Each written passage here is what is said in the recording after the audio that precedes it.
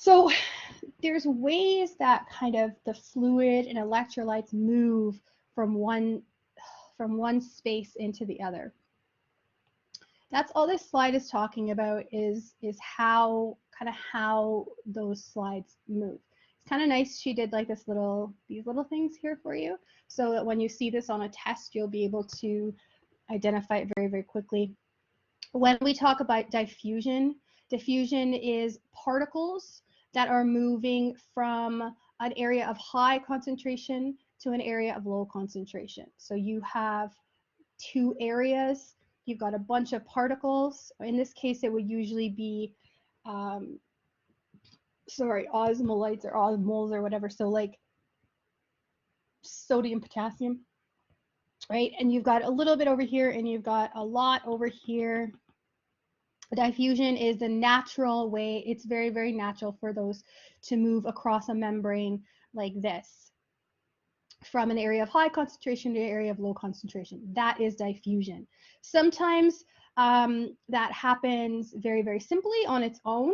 Sometimes that requires a pump here inside the membrane to kind of help it through.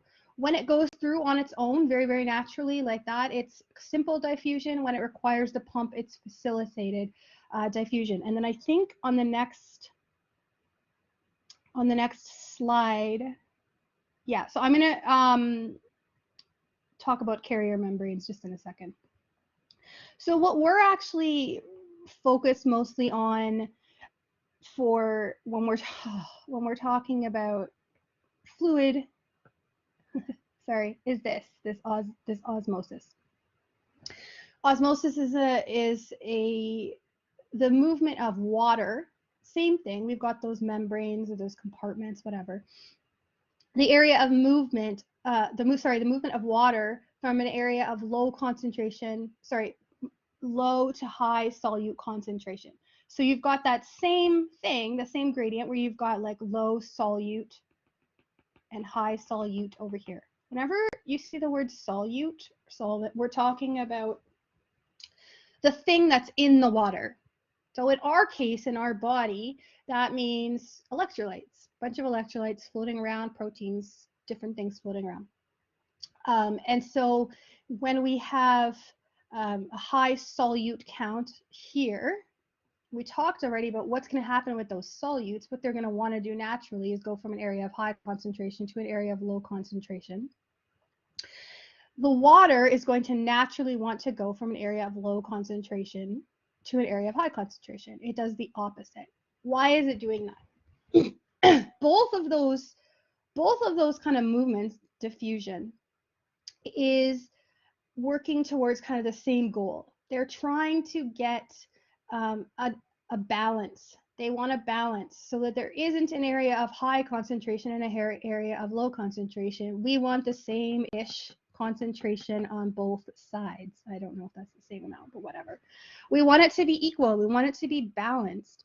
And so how do we balance that out? Well, we either have to move these particles or these solutes from where there's a lot to where there's a little, or we have to take some of this water over here and we have to make add more water so that, and that seems confusing, right? Because like, how does that change anything? Let me show you before I just need to remember how to use this. Oh, come on. Sorry, guys. It's been a while since I've used this program to draw. So I just want to make myself some room. Okay, so I just want you to imagine that we have two kind of jars side by side, like this. If they both have the same amount of water in them, but one of them has low solute and the other has high solute. So remember, the goal is we want to have the same kind of ratio of solute to fluid in both compartments. You can imagine this is the extra intravascular and this is the interstitial, whatever you want, doesn't really matter. But the point is we want to have the same ratio of solute to water in each compartment. Right now we have, I'm not using real math here, okay? I'm using just whatever makes sense math. Here we've got, 10 liters of water, and we've got 3 solutes.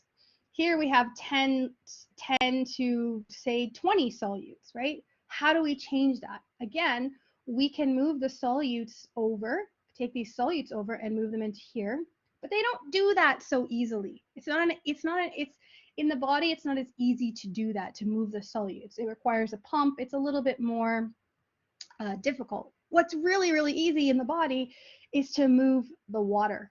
And so if we take some of the water that's in here and we move it into here, so that we now end up with, and moving over here just because there's not a lot of drawing area, we still have the 3 here and we still have the 20 here, but we've got less water here because we've taken it and we've moved it, right? And now we have more water here. So that your ratio, the percentage of solute to water, is now equal. Now we have 3 to 10 and 20 to, I have no idea what the equal is there. I'm not even going to bother. But you understand, do you understand what I'm trying to say? Does that make sense? Somebody whip into the chat and just make sure that I am making sense to you. Really, really important that you understand this concept. This is basically what's going to, you have to understand this to understand everything else that we're going to talk about. So again, we're not trying to make, good Lulu, we're not trying to make them the same, we're trying to make the ratio the same, the percentage of solute to water. And while we're talking about that, let's talk about hematocrit just for fun. You see hematocrit come back, hemoglobin and hematocrit come back on tests sometimes, and we're not sure what they are. Your hematocrit is telling you inside of your blood, this is your intravascular space.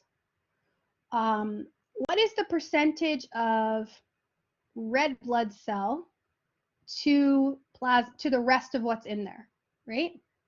So a lot of times we use hematocrit to tell us when somebody has low hemoglobin, because if they have low hemoglobin, it's going to be a very low percentage, right? Hematocrit can also help us. This comes up on a different slide, but it's the same kind of concept of as what we're talking about here. If you've got, normal hemoglobin, but your hematocrit is very, very, very, very high, right?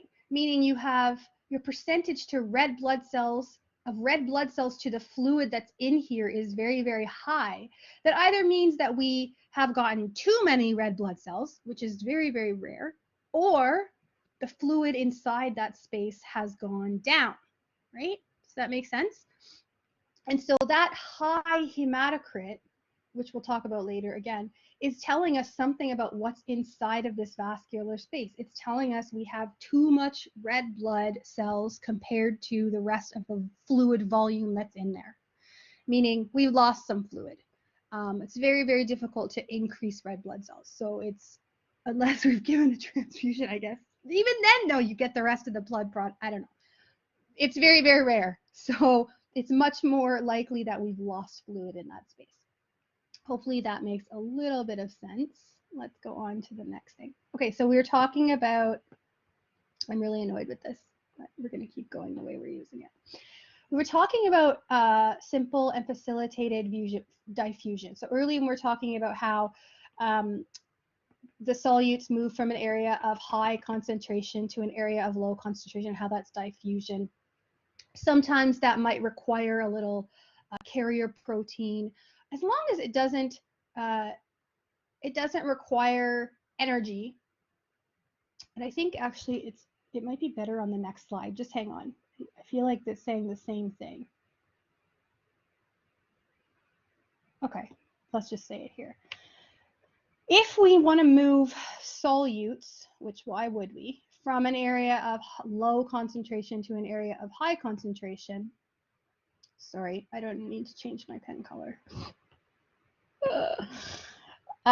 we would be going across that natural gradient, right? It's not natural. It doesn't want to do that. And in order to do that, it's going to require some energy. Normally, this type of diffusion is natural. It doesn't require energy. There's no ATP. Remember, ATP is that adenosine triphosphate. That's basically what's created from your glucose and from fat and whatever. That's your energy. Okay. Through metabolism, that's what's created. It doesn't require any ATP to do this, but it does require ATP to do this. It's not natural. So, and that's really in this test, that's not as important as the osmosis that we were talking about anyway. So it's really just good that you kind of understand this for a test answer, that anytime we want to move a constant particles or solute across the cell membrane, and again, remember we're talking about, it can be, remember we've got that little bilayer of phospholipids around the edge, and then you've got cells that are lining this. You've got cells, right, that are lining, sorry, that's, I don't know, say this is a white blood cell or something, and this is your intravascular space. You've got all these cells everywhere. Particles inside them, particles outside of them. Anytime we want to move something from an area of low particle concentration to an area of high particle concentration, again, it's going against that natural diffusion. That's always going to require energy. And so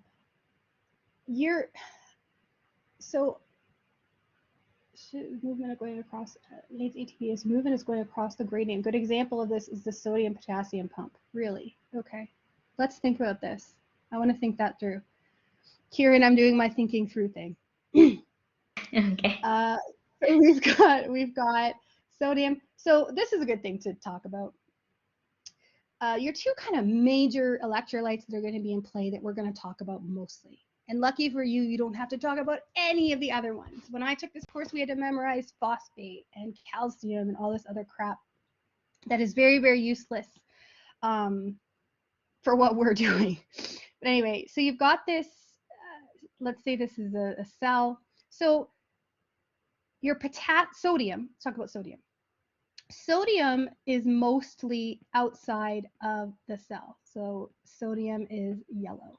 Okay, these are little sodium molecules. You might have a few inside, right? And then you've got, let's go with blue here. No, I don't need more. Sorry, guys. Potassium, though, potassium is mostly inside of the cell. So most of the potassium we have in our body lives inside the cell. Some potassium is outside. How did that potassium get out there? So what she's saying here, Kieran, help me out here, right? She's saying that the sodium potassium pump is a good example of moving from an area of lower to higher concentration. So if we want to get the sodium, it's true. Yes, it's true. A lot of what we do in terms of, remember we talked a couple weeks ago about that gradient and how we've got the sodium coming. No, see, that doesn't make sense, right? Am I crazy, Kieran? Sodium potassium pump, right? Sodium comes in, potassium goes out. That's natural. Yeah, Sodium, there's high sodium outside, so of course it's going to come in. I think what they're saying is that because sodium the sodium binds to ATP, right? No, sodium. Okay. I think what she's saying is this is a good example of facilitated diffusion, right? Because the reality is, guys, not worrying about all of this and what sodium, potassium are doing, okay? Don't necessarily worry about that. What you need to understand is that it's very, very hard and requires energy for these molecules to transfer in and out on their own, right? So in order for potassium, this potassium here, to leave the cell, it requires a pump that requires energy. In order for the sodium to come into the cell, it requires a pump that requires energy. I don't know where if I were in class, I would be asking more questions about this, because it doesn't, I know where you're going with that, Kieran, but it doesn't make a whole lot of sense to me. It doesn't matter though. Don't panic, you guys. Okay? Don't panic, because you don't need to know. Yeah, you All you don't need need to to know. know, You don't need to know this. all you need to know is what she's saying here is that the movement of sodium and potassium in and out of the cell requires energy. That's it. It's difficult. It's difficult for the sodium and the potassium to move in and out of the cell. That's it. And I'm sorry, I didn't have a chance to like study everything she wrote down here. And I hate these slides with tons of information on them, but I think this is basically saying what I just said. Okay, so because exactly what I said before, because those, it's really, really hard for those, I feel like all I do is draw during this unit. It's very, very hard for those solutes or particles, sodium, potassium, whatever it is, to move across this cell membrane. The diffusion, so the diffusion here, yes, it's natural for that to happen, but for some reason, let's say they're too big. Let's say, I don't know what the reason is, because I didn't, there's a reason, but I can't remember what it is. It's difficult for those to actually cross through diffusion to balance things out, right? And so because of that, because those molecules or those solutes aren't moving in and out as well, or what have you, then the way that we fix that is we move the water. And that's what basically I think what this entire slide is talking about, is that thing that I showed you earlier, where you have this, and then if you want to balance them out, you actually have to move the water, right, to change that percentage. So the word, it's in here somewhere, I just saw it, osmolality. Osmolality is basically talking about that percentage, the percentage of solute to water. So if your osmolality is high, it means you have a very, very high percentage of solute to the amount of water. If your osmolality is low, it means you have a low percentage of solute to water, right? That's all that is. That's all that word means. It's just giving you that percentage that we were talking about earlier, the percentage of solute or whatever's in the water to the water, right? Extracellular, I just want to read this, make sure I'm not missing anything. Extracellular osmolality changes, water moves from one compartment to another. Exactly what this is just telling you exactly what I just told you, so you don't have to. And again, we talked about osmosis, right? The diffusion of water from an area of low concentration to an area of high concentration to balance that out, to balance that osmolality out, or that percentage out. We'll talk about hypertonic and hypotonic solutions in a minute. You don't need to understand that for this slide. It's just going to be confusing. And then osmotic gradients determine. So an osmotic gradient is this. It's the difference between what's in one compartment next to the other compartment. So the gradient is low to high here, or high to low here, right? If they're even, the osmotic gradient is even, right? When we talk about this word gradient, we're just talking about the comparison of what's in one compartment next to the compared to the next compartment, I guess, if that makes sense.